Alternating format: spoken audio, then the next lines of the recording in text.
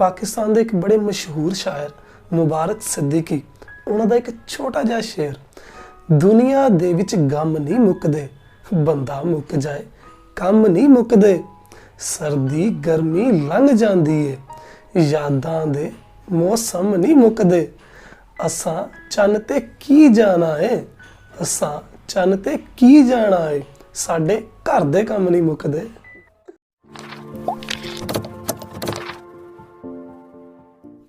सत श्री अकाल जी, मेरा नाम है जसप्रीत सिंह ते तुसीं देख रहे हो सिंह साइंस कंसैप्ट क्लास 2.0।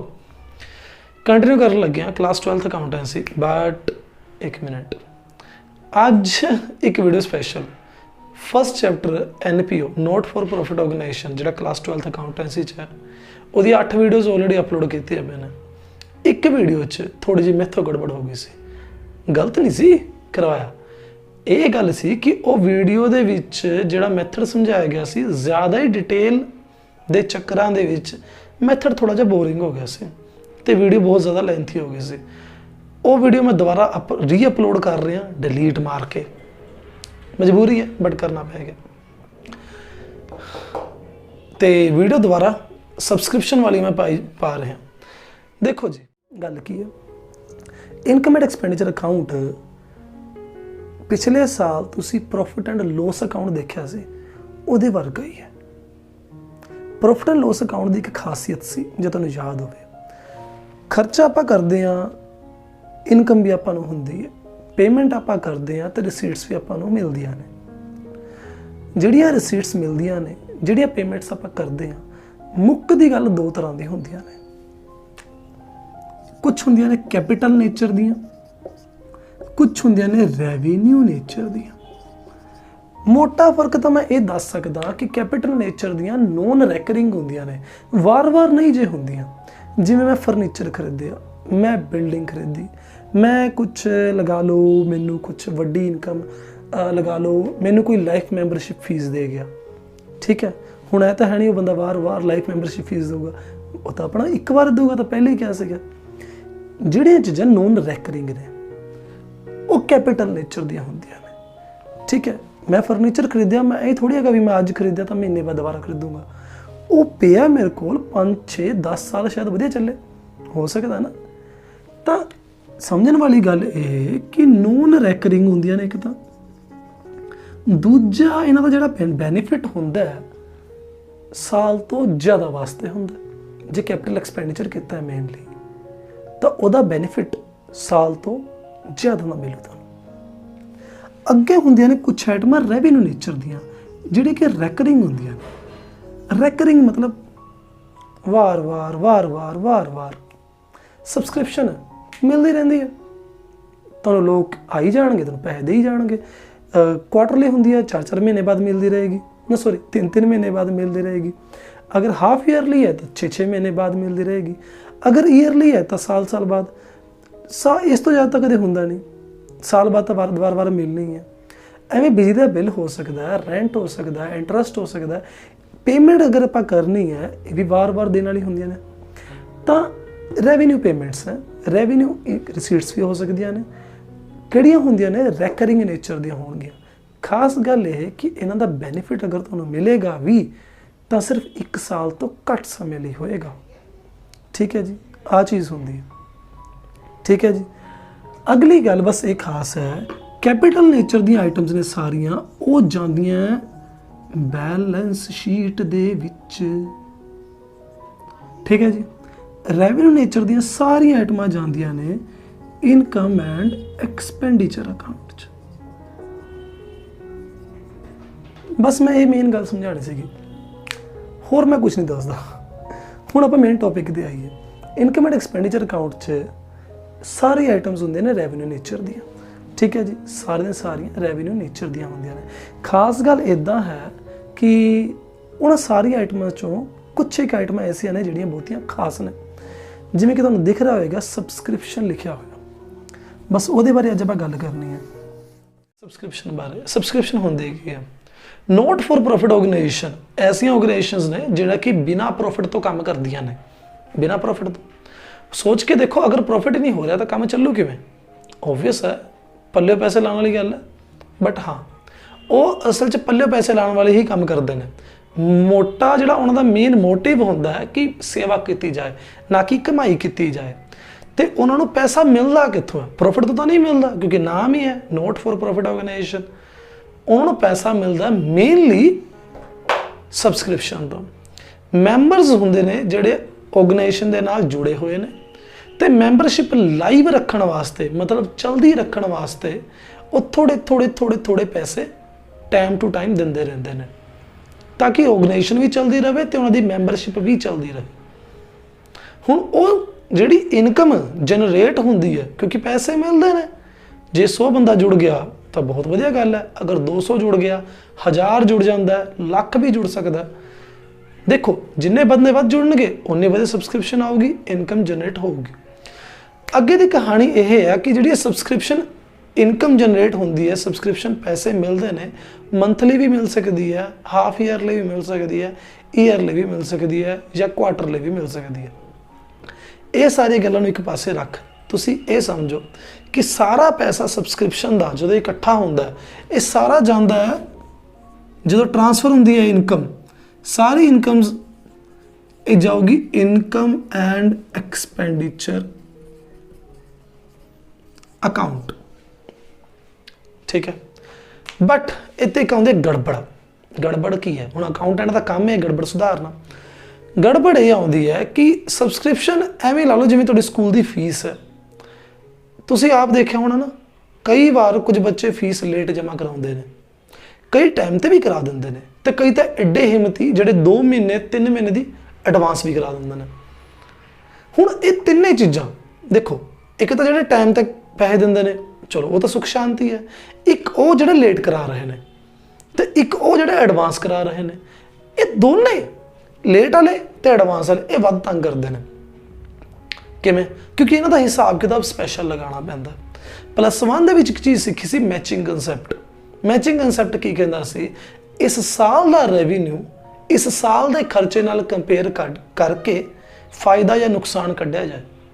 इस साल के रेवन्यू नूं इस साल के खर्चों नाल कंपेयर करके प्रॉफिट या लॉस कढ़ो, नुकसान या फायदा कढ़ लो। हुण इत्थे भी कुछ हिसाब किताब यही है। प्रॉब्लम आउंदी है उन्हां दी जिहड़े सबसक्रिप्शन लेट जमा कराउंदे ने, एक वो जिहड़े सबसक्रिप्शन एडवांस जमा करवाउंदे ने, उहदा हिसाब किताब लगाना पएगा।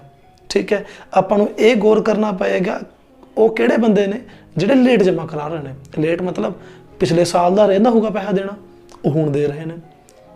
तो कुछ ऐसे भी हिम्मती जिहड़े हुणे अगले साल का दी जांदे ने, मतलब एडवांस दी जांदे ने। तो वो हिसाब किताब आपां इत्थे समझना। देखो गल सीधी यही है कि आपां करंट ईयर की सबसक्रिप्शन कढ़नी है, करंट ईयर की, ना मैनू पिछले साल की चाहिए है, ना मैनू एडवांस अगे वाली चाहिए है, मैनू तो अपनी करंट वाली चाहिए है। हुण वो कढ़न दा हिसाब किताब की प्यार ना समझियो। मैं इत्थे एक सिंपल जिहा हिसाब किताब तुहानूं दसदा, जिवें कि ला लो अपना करंट ईयर है, आहा मेरा करंट ईयर है, मैं लिखदा नीले पैन नाल करंट ईयर। करंट ईयर मेरा हैगा अप्रैल 1 2021 तो स्टार्ट होया, मार्च 31 2022 ते खत्म हो जा रहा, जिवें कि तुहाडी +2 ते आ बिगिनिंग है, आ एंड है। हुण प्रॉब्लम ये है कि देखो स्टार्टिंग तो ही हो सकता है कईयां ने पिछले साल के पैसे ना दिते होण, आउटस्टैंडिंग खड़ा हो, तो कुछ ਇਹੋ ਜਿਹੇ भी हिम्मती होणगे जिन्होंने पिछले साल एडवांस दे रखा सीगा, है ना। चलो एंड ते हो सकता है जिन्होंने इस साल के पैसे ना दिते होण, आउटस्टैंडिंग इस साल का, ठीक है, एंड वाला हो सकता है इस साल के एंड के उत्ते किसी ने एडवांस फड़ाता हो। हुण आपां ने इन्हां चों किहड़ा लैना ते किहड़ा नहीं लैना, ध्यान नाल समझो, सौखा समझना। किवें? आपां थोड़े लाइनां जी मारांगे इत्थे। आउटस्टैंडिंग मतलब पिछे दी गल, एडवांस मतलब अगे दी गल। दोबारा समझो, आउटस्टैंडिंग पिछे दी गल है, एडवांस मतलब अगे दी गल है। हुण लाइनां मारदे हां, आउटस्टैंडिंग पिछे दी गल है, आउटस्टैंडिंग पिछे दी गल है, ठीक है। एडवांस मतलब ये अगे दी गल है, एडवांस मतलब अगे दी गल है, ठीक है जी। हुण आ लाइनां नज़र आ गई तुहानूं किहड़ियां ਜਿਹੜੀਆਂ ਤਾਂ ਕਰੰਟ ईयर च आ रही ने, ਜਿਹੜੀਆਂ करंट ईयर च आ रही ने वो प्लस होणगीਆਂ ਤੇ ਜਿਹੜੀਆਂ ਲਾਈਨਾਂ पिछले साल च चाहे अगले साल च आण वो माइनस होणगीਆਂ च। तुहानूं फार्मूला बनाता मैंने, दिमाग ठंडा रखियो बस। किवें आउटस्टैंडिंग बिगिनिंग माइनस होएगी, आउटस्टैंडिंग एंड वाली प्लस होएगी, एडवांस बिगिनिंग वाली प्लस होएगी, एडवांस एंड वाली माइनस होएगी। लो जी मुबारक, तुसीं सीख लिया फार्मूला। हुण जे तुहानूं बनाना आ गया अगे तुहानूं क्वेश्चन तां मिनट च कढने आएणगे। हुण ये मैथड दे नाल क्वेश्चन मैं उही वाले जोड़ रहा जो पिछले वीडियो च करवाए सीगे। Now enjoy the questions. जिन्ना को आपां सीख लिया, थोड़ा जिहा उस तो अगे दी गल करिए। तुहानूं फॉर्मेट ये समझाता कि how to calculate the amount of subscription which is to be credited in income and expenditure account. अंग्रेजी बहुत मार ली मैंने कि आपां वो वाली अमाउंट कढनी सीख ली है जिहड़ी आपां क्रेडिट करांगे इनकम एंड एक्सपेंडिचर अकाउंट दे विच। वो कैलकुलेशन कढन दा बड़ा वधिया तरीका सीगा, बट कई बारी पेपर दे विच ये लिखिया आ जाता कि तुसीं सबसक्रिप्शन अकाउंट बनाओ, जे कई बार होर भी गल्लां हो जांदियां ने जिस करके आपां नूं सबसक्रिप्शन अकाउंट बनाना पै सकदा है। मतलब वो डायरैक्ट जिहड़ा अपना मैथड सी एड लैस वाला वो करन दी बजाए ये भी आपां काम करके सेम टू सेम आंसर कढ सकते हैं। तो इसनूं समझो गल की है। सबसक्रिप्शन अकाउंट बड़ा प्यारा जिहा अकाउंट है। सबसक्रिप्शन देखो हुंदा की है, तुहानूं पैसे मिलते हैं, एक तरीके नाल तुहाडी इनकम है NPO दे विच ये इनकम हुंदी है। हुण अगर सोच के देखो, अगर इनकम आउटस्टैंडिंग है, अगर इनकम आउटस्टैंडिंग है इट मीनस वो एसेट है। ऐ हुंदा ना, आपां लैणे ने किस तो पैसे तां वो अपने हले एसेट बन गए। अगर वो एसेट है तो तुहानूं याद होएगा कि एसेट का बैलेंस डेबिट हुंदा है। डेबिट इत्थे क्रेडिट लिख दिए, इत्थे मैं लिख रहा स्पेशली टू सबसक्रिप्शन आउटस्टैंडिंग। ठीक है जी। तो ये वाली किहड़ी है? इन द बिगिनिंग, स्टार्टिंग वाली है। तो जे आपां नूं इनकम एडवांस च मिल जाए, मतलब आपने हले कमाई कीती नहीं, बंदा पहला पैसे फड़ा गया, आपने उहदे वास्ते कख नहीं किया हले, वो बंदा पहले पैसे फड़ा गया, तो ऐसी इनकम जिहड़ी रिसीवड इन एडवांस हुंदी है, तुहानूं पता है लायबिलिटी हुंदी है, क्योंकि अगर आप उहदा काम नहीं करके दे सके आपां नूं पैसे वापस मोड़ने पैणगे। तो जिहड़ी इनकम रिसीवड इन एडवांस है, लायबिलिटी हुंदी है, उहदा बैलेंस क्रेडिट हुंदा है। तो वो इधरले पासे लिखांगे आपां subscription received in advance in the beginning. इत्थे आ गया।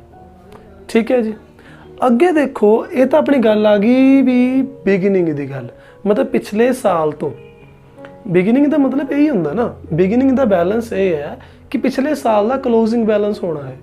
पिछले साल शायद कुछ पैसे लेने रह गए होने, तो कुछ शायद एडवांस भी आए होने, हो सकता ना। कुछ लोग ऐसे ने जिन्होंने आपां नूं दिते नहीं पैसे, तो कुछ ऐसे भी हिम्मती सीगे जिहड़े आपां नूं पैसे फालतू फड़ा गए। ठीक है जी। ये तो बनाने की लोड़ नहीं, सच इसका डेट का कॉलम तो लोड़ नहीं हैगी। तो डेबिट आपां इत्थे रख सकते हैं। इस तो बाद जिहड़ी खास गल है, की करना है, पैसे जो तुहानूं मिलणगे बैंक अकाउंट आपां डेबिट करते हुंदे आ टू जिहड़ी भी आपां नूं जिस भी करके इनकम मिली है। ठीक है। तो इत्थे बाय बैंक अकाउंट, ये बैंक अकाउंट किस वास्ते? सबसक्रिप्शन जिहड़ी रिसीवड हुई है ड्यूरिंग द ईयर। ठीक है जी, वो इत्थे आ जाएगी। तो इस तो बाद खास गल, बैलेंस देखो बचनगे। शायद इस साल भी अपना यही हाल होगा कि कुछ आउटस्टैंडिंग तो कुछ एडवांस च मिल गए होंगे आपां नूं। तो वो तुहानूं अगर मैं एंट्री पा के दिखावां, वैसे तुसीं इत्थों भी समझ लो, अगर आउटस्टैंडिंग इन द बिगिनिंग इत्थे है तो इहदा उल्टा by subscription outstanding at the end ਇਧਰਲੇ ਪਾਸੇ ਆਏਗਾ। ਇਹਦਾ ਐਡਵਾਂਸ ਦਾ ਉਲਟਾ ਇਧਰਲੇ ਪਾਸੇ to subscription received in advance in the end ਜਾਂ ਐਟ ਦਾ ਐਂਡ ਜ਼ਿਆਦਾ ਵਧੀਆ।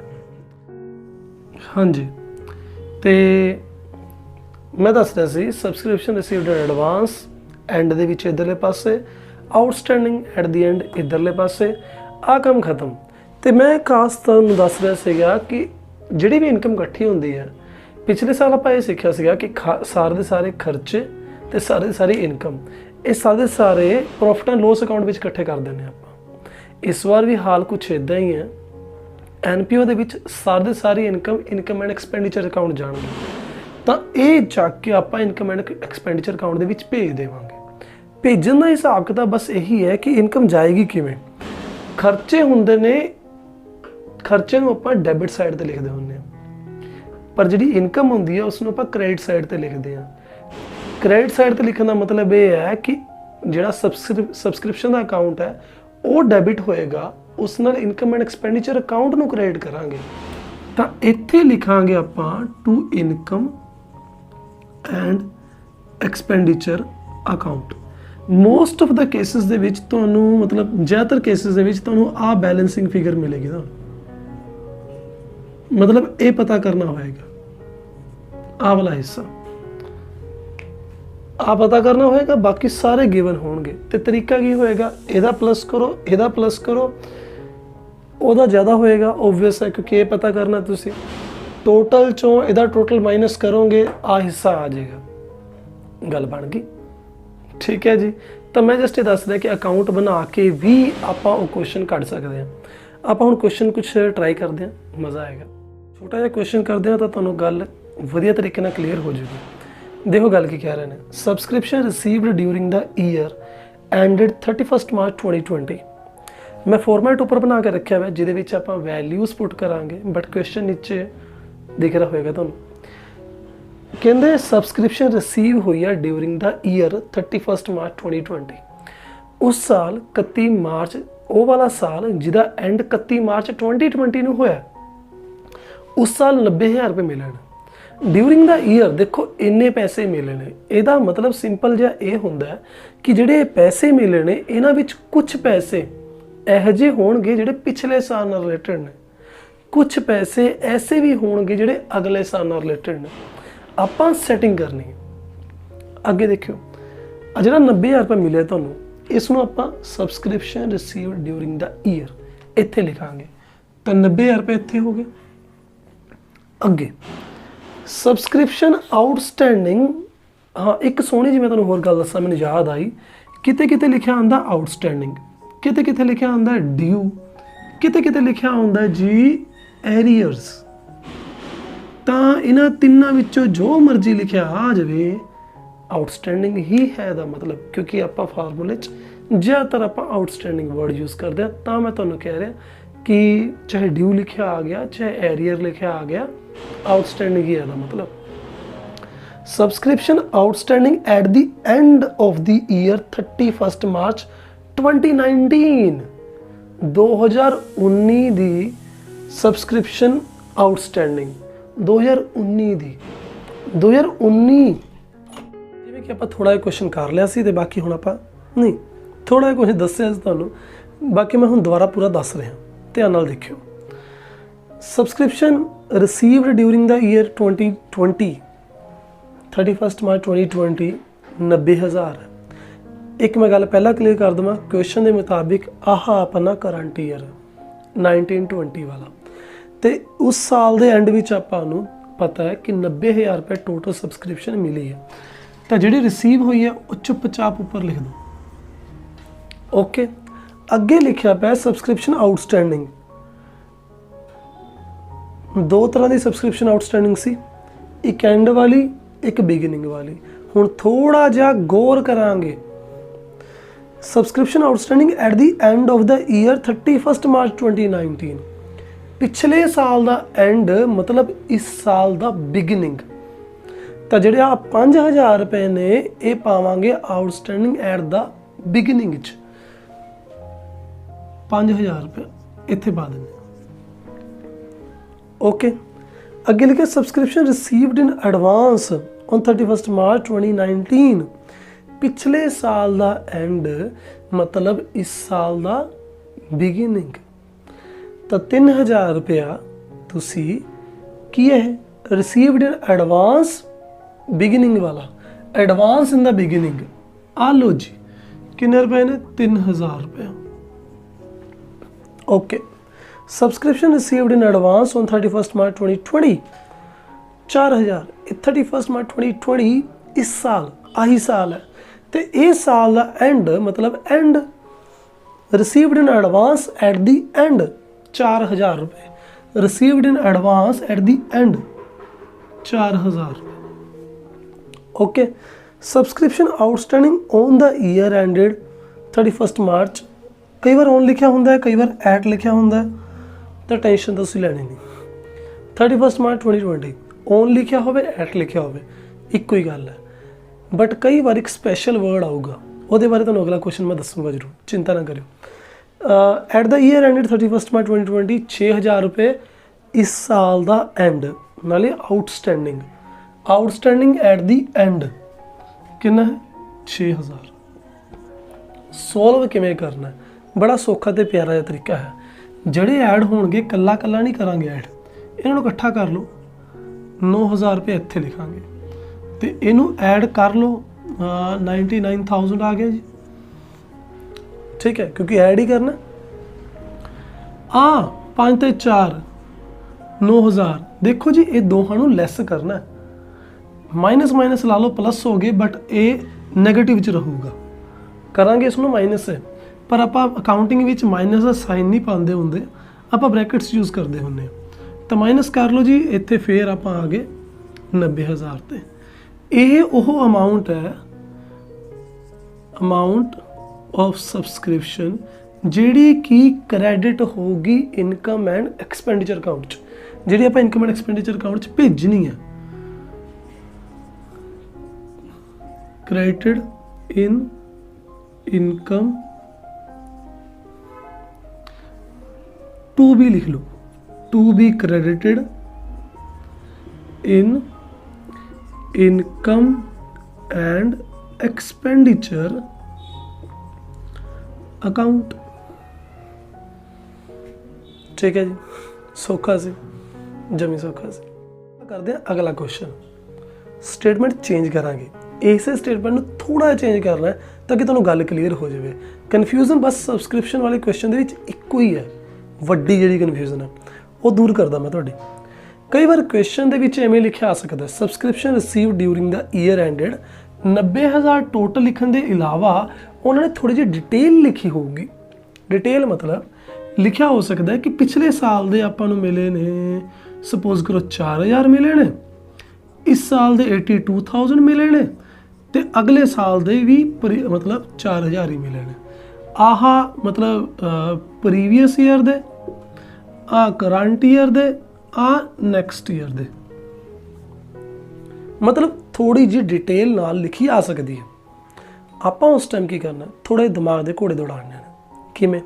ਪਹਿਲੀ ਗੱਲ ਤਾਂ ਜਿਹੜੇ ਆ ਨੈਕਸਟ ਈਅਰ ਦੇ ਇੱਥੇ ਮਿਲੇ ਨੇ ਤੁਹਾਨੂੰ 4000 ਰੁਪਇਆ, ਅਗਲੇ ਸਾਲ ਵਾਸਤੇ ਜੇ ਤੁਹਾਨੂੰ ਹੁਣ ਪੈਸਾ ਮਿਲਦਾ ਤਾਂ ਮਤਲਬ ਕੀ ਨਿਕਲਦਾ? ਮਤਲਬ ਨਿਕਲਦਾ received in advance at the end of the year, ਜਿਹੜੀ ਕਿ ਇੱਥੇ ਇਹ ਆ ਦਿੱਤੀ ਪਈ ਸੀ। ਤਾਂ ਓਬਵੀਅਸ ਹੈ ਤੁਹਾਨੂੰ ਇਹ ਫਿਰ ਜਾਣਬੁੱਝ ਕੇ ਉਹਨਾਂ ਨੇ ਦਿੱਤੀ ਨਹੀਂ ਹੋਊਗੀ ਅਲੱਗ, ਤੁਹਾਨੂੰ ਸਿਰਫ ਨੀਚੇ 3 ਇਨਫੋਰਮੇਸ਼ਨ ਦਿੱਤੀਆਂ ਹੋਣਗੀਆਂ, ਇੱਕ ਇੱਥੋਂ ਗਾਇਬ ਹੋ ਜੂਗੀ। ਠੀਕ ਹੈ ਜੀ, ਓਕੇ ਹੈ ਗੱਲਬਾਤ। ਹੁਣ ਗੱਲ ਨੂੰ ਮੇਰੀ ਧਿਆਨ ਨਾਲ ਸਮਝੋ ਪਲੀਜ਼, ਧਿਆਨ ਨਾਲ। ਉਹਨਾਂ ਨੇ ਡਿਟੇਲ ਦਿੱਤੀ, ਠੀਕ ਹੈ, ਉਹ ਕਹਿੰਦੇ ਪਿਛਲੇ ਸਾਲ ਦੇ 4000 ਮਿਲੇ ਨੇ, ਉਂਝ ਵੈਸੇ ਕਰੰਟ ਈਅਰ ਦੇ 82 ਮਿਲੇ ਨੇ, ਅਗਲੇ ਸਾਲ ਦੇ 4000 ਮਿਲੇ ਨੇ, ਤੇ ਬਾਕੀ ਸਾਰੀ ਇਨਫੋਰਮੇਸ਼ਨ ਐਵੇਂ ਦੇ ਰੱਖੀ ਹੈ। ਸੱਚ ਦੱਸਾਂ, ਇਸ ਕੁਐਸਚਨ ਨੂੰ ਸੇਮ ਟੂ ਸੇਮ ਕਰਨਾ, ਰੱਤੀ ਭਰ ਦਾ ਫਰਕ ਨਹੀਂ। ਧਿਆਨ ਰੱਖਣ ਵਾਲੀ ਗੱਲ ਬਸ ਇਹੀ ਹੈ, ਦੇਖੋ ਆ 5000 2019 ਵਾਲਾ ਆਊਟਸਟੈਂਡਿੰਗ ਵਾਲਾ ਬਿਗਿਨਿੰਗ ਹੈ, ਉੱਥੇ ਹੀ ਲਿਖਿਆ ਪਿਆ।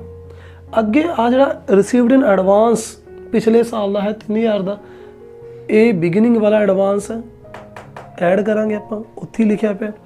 ਅੱਗੇ ਸਬਸਕ੍ਰਿਪਸ਼ਨ ਆਊਟਸਟੈਂਡਿੰਗ ਹੈ ਜਿਹੜੀ 2020 ਦੀ 6000 ਦੀ ਆਪਾਂ ਨੂੰ ਨਹੀਂ ਮਿਲੀ, ਠੀਕ ਹੈ ਜੀ, ਇਹ ਵੀ ਉੱਥੇ ਲਿਖੀ ਪਈ ਹੈ।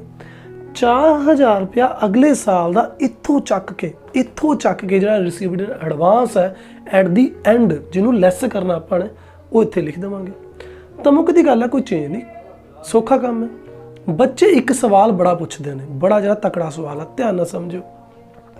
ਪਿਛਲੇ ਸਾਲ ਦੀ outstanding 5000 C, subscription outstanding at the end of the year 31 March 2019 5000 ਸੀ, ਪਰ ਆਪਾਂ ਨੂੰ ਪੈਸੇ ਮਿਲੇ ਵੀ ਨੇ। ਕਿੰਨੇ ਮਿਲੇ ਨੇ? 4000 ਰੁਪਏ ਮਿਲੇ।